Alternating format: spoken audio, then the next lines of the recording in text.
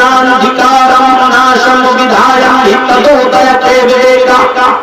तुम्हारे पंडितों ने तर्जुमा किया है, डॉक्टर एम श्रीवास्तव हमारे नहीं है, आपके पंडित संस्कृत में पीएचडी किए हैं, डॉक्टर हैं, बड़े बड़े हैं, और तर्जुमा कर रहे हैं कि मोहम्मद आएंगे तो अंधेरा नाश कर देंगे।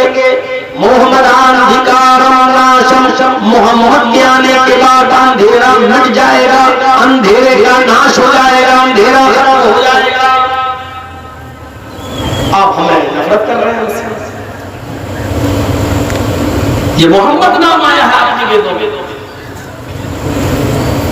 मोहम्मद भी आया है।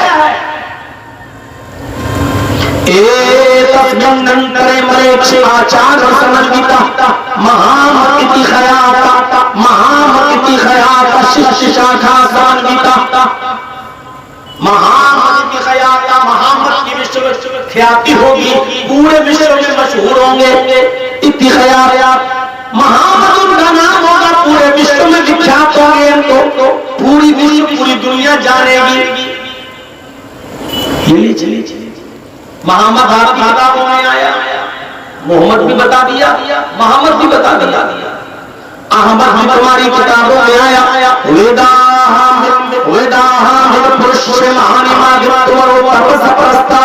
अहमद शब्द दुनिया में आएगा इंसान, सबसे पहले अपना वतन अपना शहर छोड़ेगा और दूसरे शहर में जाएगा, यानी मक्का से मदीने की तरफ जाने का इशारा है। जब वहां के बाशिंदे उसको रहने पर मजबूर कर देंगे, जब उसको मक्का ही शहर छोड़ने पर मजबूर कर देंगे, तो सबसे पहले वो अपने शहर को छोड़ने की कुर्बानी देगा। अहमद अहमद ने सबसे पहले अपना वतन अपना घर छोड़ने की कुर्बानी दी और ईश्वर से कहा, हम सूर्य ईश्वर अल्लाह मुझे सूर्य के समान बना दे, मुझे सूरज की तरह बना दे। जैसे सूरज सारी दुनिया को रोशनी देता है, उसी तरीके से मेरा इल्म, मेरी ज्योति, मेरी रोशनी सारी दुनिया को रोशनी देने लगे, यानी मुझे सारी दुनिया का रसूल, सारी दुनिया का पैगंबर बना दे। ये अहमद नाम आपकी किताबों में आया। नराशस आपकी किताबों में आया, नर के माना आदमी, इंसान, और आशंस जिसकी बहुत तारीफ की गई हो, जिसकी बहुत प्रशंसा की गई हो, यानी मोहम्मद जिसकी बहुत तारीफ की गई हो, ये नराशस का शब्द आपकी किताबों में आया। इदम जनाब शुरू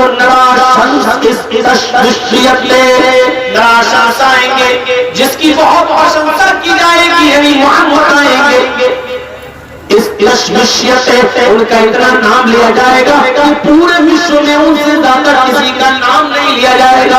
पूरे विश्व में मोहम्मद रसूलुल्लाह का इतना नाम लिया जाता कि इतना तो मूसा का नहीं, इतना तो ईसा का नहीं, इतना तो नूह का भी नाम नहीं लिया जाता, और पूरे विश्व में पूरी दुनिया में इतना नाम न रामचंद्र जी का लिया जाता, न कृष्ण जी का लिया जाता है, जितना नाम मोहम्मद रसूलुल्लाह सल्लल्लाहु अलैहि वसल्लम का लिया जाता है। मस्जिद की बुलंदियों पर खड़े होकर देख लीजिए, जब भी नाम लिया जाता है तो अशहदु अल्ला इलाहा इल्लल्लाह के बाद अशहदु अन्ना मुहम्मदर रसूलुल्लाह। अज़ान में तो नबी का नाम, वुजू के बाद की दुआ में तो नबी का नाम, अज़ान के बाद की दुआ में तो नबी का नाम, अत्तहियात में तो नबी का नाम, दरूद में तो नबी का नाम।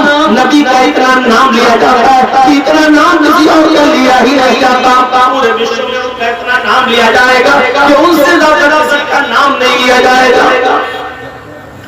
आपकी किताबों में कल्कि का शब्द भी मौजूद है। कल्कि का मतलब काला को स्याही पे धोने वाला, पाप को मिटाने वाला। कल्कि का अर्थ होता है कलंकित को धोने वाला, काल स्याही को धोने वाला, गुनाहों को मिटाने वाला। अल्लाह के नबी सल्लल्लाहु अलैहि वसल्लम को कल्कि किताबों में कहा गया, मोहम्मद को कल्कि कहा गया है।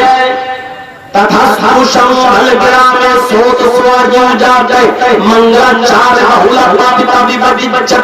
कल की अवतार जब इस धरती पर आएंगे, कल की अवतार जब इस धरती पर उतरेंगे, उनका नाम कल्कि होगा, अर्थात स्याही का धोने वाला। मोहम्मद रसूलुल्लाह का नाम मोहम्मद का, और आपको शफीउल मुज़नबीन भी कहा जाता है, यानी गुनाहगारों की शिफाअत करने वाला। आपको माही भी कहा जाता है, आपका नाम माही भी बताया गया हदीस में। माही का मतलब गुनाहों को मिटाने वाला। अल्लाह के नबी ने ऐसे ऐसे नेक अमल बताए कि उन नेक अमल को आप करेंगे तो करते जाइए और आपके गुनाह मिटते जाएंगे। आप ये काम करते जाइए, गुनाह मिटते जाएंगे। इसी को कल्कि कहा गया है। कल्कि दुनिया में आएगा, यानी गुनाहों को मिटाने वाला दुनिया में आएगा। अल्लाह के नबी फरमाते हैं कि तुम वुजू बनाते हो, जब हाथ धुलते हो तो हाथ से गुनाह धुल जाते हैं। जब तुम कुल्ला करते हो तो जबान से जो गुनाह तुमने किए वो धुल जाते हैं। जब तुम चेहरा धुलते हो तो चेहरे से, आंख से तुमने गुनाह किए वो तुम्हारे मिट जाते हैं। हाथ धुलते हो तो हाथ से गुनाह मिट जाते हैं। जब तुम पैर धुलते हो तो पैरों से गुनाह मिट जाते हैं।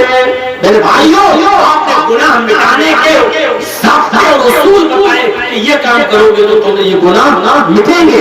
नमाज भी गुनाहों को मिटाने का एक जरिया है। तो कल्कि का नाम भी वेदों में आया है, गुनाहों को मिटाने वाला। मोहम्मद रसूलुल्लाह सल्लल्लाहु अलैहि वसल्लम गुनाहों को मिटाने वाले थे।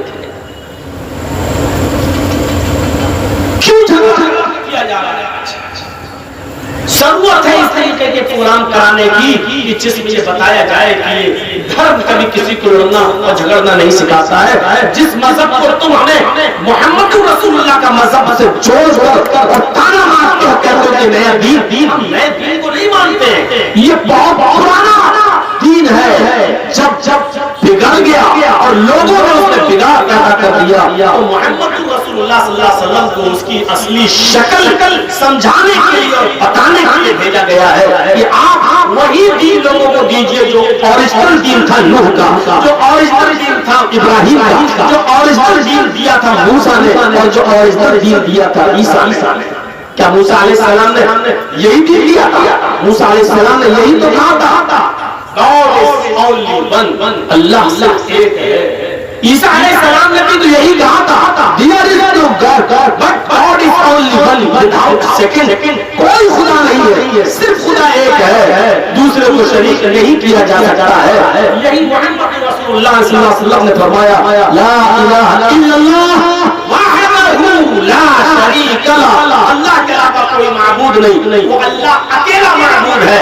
वहदहू अकेला है, तन्हा है, ला शरीका लह, उसका कोई शरीक नहीं, उसका कोई साथी नहीं।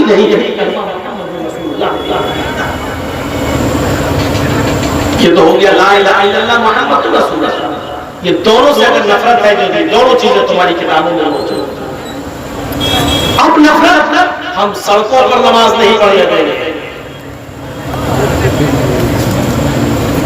तुम रामनवमी का जुलूस खूब सड़कों पर निकाल,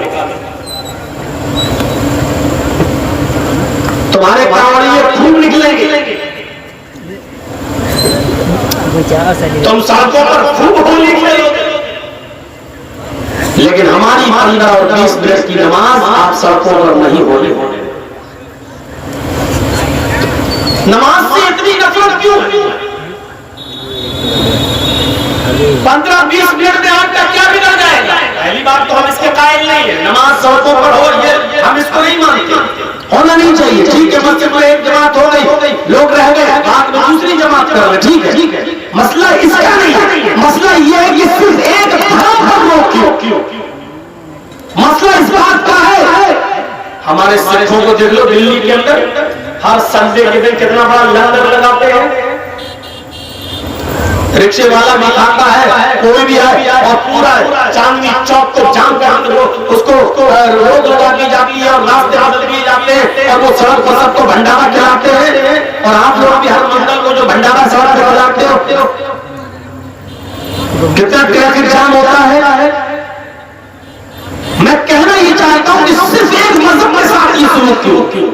अगर नमाज से नफरत है तो नमाज तो तुम्हारे मजहब के अंदर नहीं मौजूद। क्यों नफरत है नमाज से? क्या कृष्ण जी नमाज नहीं पढ़ा करते थे? और नहीं पढ़ते थे तो फिर श्रीमद् भागवत गीता के 10वें अध्याय का छठे अध्याय का ये 10वां मंत्र क्या कहता है? छठे अध्याय का 10वां मंत्र, योगी उच्चित सततमात्मानं रासास्ति था एकाकी अच्युतात्मा निराशीर विग्रह। जब तुम नमाज पढ़ने के लिए खड़े हो जाओ तो पूरे शरीर का योग करो। योगी उच्चित सततमात्मानं, सिर्फ खड़े न रहो, इबादत इस तरीके से करो कि पूरे शरीर की एक्सरसाइज हो जाए, पूरे शरीर की का योग ये है।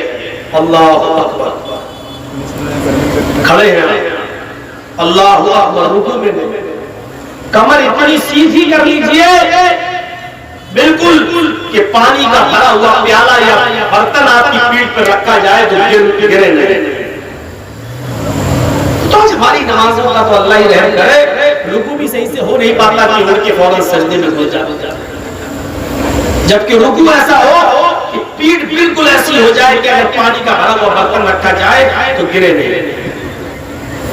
जब आप इस तरीके से रुकू करेंगे, उंगलियां खुली होंगी, घुटने को टाइट तरीके से पकड़ेंगे तो ये आपके पैरों की नसों का खिंचाव होगा और आपकी ये नसें रगें जाम नहीं होंगी, आपका ब्लड सर्कुलेशन बढ़ेगा, दिमाग तक पहुंचेगा और आपको पैरों में जो रगें खिंचती है इसकी बीमारी आदि खत्म होगी। लेकिन आपको थोड़ा लंबा रुकू करना पड़ेगा, 3 बार नहीं, सुभान रब्बिल अज़ीम, सुभान रब्बिल अज़ीम, सुभान रब्बिल अज़ीम नहीं, आपको बहुत इत्मीनान से पढ़ना पड़ेगा। ऐसे रुकू करके सुब्हानकल्लाहुम्मा रब्बना व बिहम्दिका अल्लाहुम्मा इग़फिरली, सुब्हानकल्लाहुम्मा रब्बना व बिहम्दिका अल्लाहुम्मा इग़फिरली, सुब्हानकल्लाहुम्मा रब्बना व बिहम्दिका अल्लाहुम्मा इग़फिरली। कम से कम 3 बार पढ़ेंगे, इतनी देर में आपके रगों की का खिंचाव ठीक होगा और ब्लड सर्कुलेशन अच्छा होगा। उसके बाद आप कहिए समिअ अल्लाहु लिमन हमिदा, सुभान अल्लाह, सुभान अल्लाह, सुभान अल्लाह, अल्लाह। ये कौवे की चोंचे पर मारोगे तो फायदा नहीं मिलेगा। ये ब्लड सर्कुलेशन, ये एक्सरसाइज है। उसके बाद ये फिर सजदे में जाइए, दोनों पैर आपके इस तरीके से मुड़े हुए हो, ऐसे मान लीजिए इधर आप मुड़ करके नमाज पढ़ना, किबला इधर है तो ये ऐसे पैर आपके मुड़े हुए हो, यहाँ से जब रगे खींचेंगी और रीढ़ की हड्डी तक पहुंचते हुए दिमाग तक, सजदा रुकू से थोड़ा लंबा कीजिए। अगर आपने 3 मरतबा पढ़ा है सुब्हानकल्लाहुम्मा रब्बना व बिहम्दिका अल्लाहुम्मा इग़फिरली रुकू में, तो 5 मरतबा कम से कम पढ़िए सजदे में, सुब्हानकल्लाहुम्मा रब्बना व बिहम्दिका अल्लाहुम्मा इग़फिरली, सुब्हानकल्लाहुम्मा रब्बना व बिहम्दिका अल्लाहुम्मा इग़फिरली। रुकू की बनिस्बत सजदा थोड़ा लंबा क्यों? क्योंकि सजदे में इंसान अपने रब के सबसे ज्यादा करीब होता है और जब आप सजदा करेंगे तो ब्लड का सर्कुलेशन आपके दिमाग तक पहुंच जाएगा। अमेरिका का डॉक्टर मोरिस लिखता है अपनी किताब के अंदर, जो आदमी 5 वक्त की नमाज पढ़ता हो और सजदा लंबा करता हो, ऐसे आदमी को ब्रेन हेमरेज की बीमारी नहीं होती है, क्योंकि ब्लड उसके दिमाग तक पहुंच जाता है। नमाज के ऐसे आप खड़े हैं तो ब्लड आपके दिमाग तक पहुंच तो रहा है, लेकिन उसकी वो पोजीशन नहीं है, वो स्पीड नहीं है। जब आप सजदे में जाते हैं तो ब्लड पूरी स्पीड के साथ आपके दिमाग की एक रग और एक नस को तरोताजा कर देता है, वहां तक पहुंच जाता है ब्लड का सर्कुलेशन। ऐसे आदमी को कभी ब्रेन हेमरेज की बीमारी नहीं, दिमाग की नस। लेकिन सजदा वो सजदा नहीं जो अभी लोगों की तरह बताया, सुभान रब्बिल आला, सुभान रब्बिल आला, सुभान अल्लाह अल्लाह अल्लाह। ये कोई नमाज है? नमाज तो ये थी कि सहाबा किराम फरमाते कि मैं अल्लाह के रसूल के पीछे नमाज पढ़ता था और अल्लाह के रसूल सल्लल्लाहु अलैहि वसल्लम जब रुकू से सर उठाते थे, समी अल्लाहु लिमन हमिदा कहते थे, तो सजदे में इतनी देर में जाते थे कि मुझे ये लगता था कि अल्लाह के रसूल सजदा करना भूल तो नहीं गए। अब सोचिए कितनी देर खड़े रहते होंगे, समी अल्लाहु लिमन हमिदा, अब खड़े हैं, रब्बना वलकल हम्द हम्दन कसीरन तय्यबन मुबारकन फी। और भी जो दुआएं आप पढ़ना चाहते थे पढ़ते थे और उसके बाद भी सजदे में जाया करते थे। हज़रत सहाबा किराम कहते हैं कि जब अल्लाह के नबी सर रुकू से उठते थे तो ऐसा लगता सजदे में जाने से पहले इतनी देर खड़े रहते थे कि हमें डर लगता था कहीं भूल तो नहीं गए सजदा करना, कहीं भूल तो नहीं गए। और जब सजदे में जाते थे तो इतनी देर में उठते थे कि मुझे डर लगता था कहीं सजदे में इंतकाल तो नहीं हो गया, अल्लाह के रसूल कहीं सजदे में इंतकाल तो नहीं कर गए। यहाँ थोड़ा सा लंबा सजदा हो जाए तो मुक्तदी खांसते कहीं इमाम सो तो नहीं गया। यहाँ थोड़ा सा लंबा सजदा हो जाए तो बुढ़े खांसते लगते पीछे, मतलब ये दिखाने के लिए सोचते कहीं इमाम साहब सजदे में सो तो नहीं गए, हम पढ़े रह सकते हमारी नमाज होना हाल। और फिर कहते हैं अल्लाह मेरी सुन नहीं रहा, कहां से सुनेगा लेगा। जो मैं सर पर सजदा हुआ ज़मीन पर, जो मैं सर पर सजदा हुआ ज़मीन पर तो आसमां से आने लगी ये निदा, तेरा दिल तो है फरमाश ना तुझे क्या मिलेगा नमाज में। आज हमारी नमाजें ऐसी हैं, चार चार रकातें पढ़ लेते हैं, अल्लाह अकबर अल्लाह अकबर सल्लल्लाहु अलैहि वसल्लम, हो गई। बहुत बड़ा एहसान कर दिया अल्लाह का। अरे कम से कम नमाज को अच्छी पढ़िए। बंदा जब नमाज में होता तो अल्लाह से हम कलाम होता है, गुफ्तगू करता है। अब नमाज पढ़िए तो कैसे पढ़िए, अल्लाह अल्लाहुम्मा बाइद बैनी व बैन खताया कमा बाअदता बैनल मशरिक़ वल मग़रिब। ऐसे दुआ ये नहीं अल्लाहुम्मा बाइद बैनी व बैन खताया कमा बाअदता बैनल मशरिक़ वल मग़रिब अल्लाहुम्मा नक़्क़िनी मिनल खताया कमा युनक़्क़ा अल-अबयज़ु मिनल अदनस। ये कोई दुआ है या क्या मांग रहे हैं? ये तो आप किताब की तरह रट रहे हैं, जो आपने याद कर लिया भैया दुआ मांगी तो अल्लाहुम्मा बाइद बैनी व बैन खताया कमा बाअदता बैनल मशरिक़ वल मग़रिब। आय अल्लाह तू मेरे गुनाहों को इतना दूर कर दे, बैनी व बैन खताया अल्लाह तू मेरे गुनाहों के दरमियान इतनी दूरी पैदा फरमा दे, कमा बाअदता बैनल मशरिक़ वल मग़रिब, जितनी दूरी तूने मगरिब और मशरिक़ के दरमियान रखी है, जितनी दूरी तूने पूरब और पश्चिम के दरमियान रखी है, इतनी दूरी तू हमारे गुनाहों के दरमियान कर दे। आप ऐसे दुआ मांगिए। अच्छा दुआ जब मांगते हो तो कैसे करें? अल्लाह मेरे बाप को ठीक कर दे, अल्लाह मेरे बच्चे को ठीक कर दे, अल्लाह मेरी बेटी को अच्छा रिश्ता दे, ऐसे दुआ मांगते हो गई। जब आप दुआ मांगते हो नमाज के बाद भी अकली तो कैसे दुआ मांगते हो? अल्लाह मेरी अम्मा को ठीक कर दे, अल्लाह मेरे अब्बा को ठीक कर दे, अल्लाह मेरे बच्चे को ठीक कर दे, अल्लाह मेरी फूफी को ठीक कर दे, ये दुआ मांगते हो।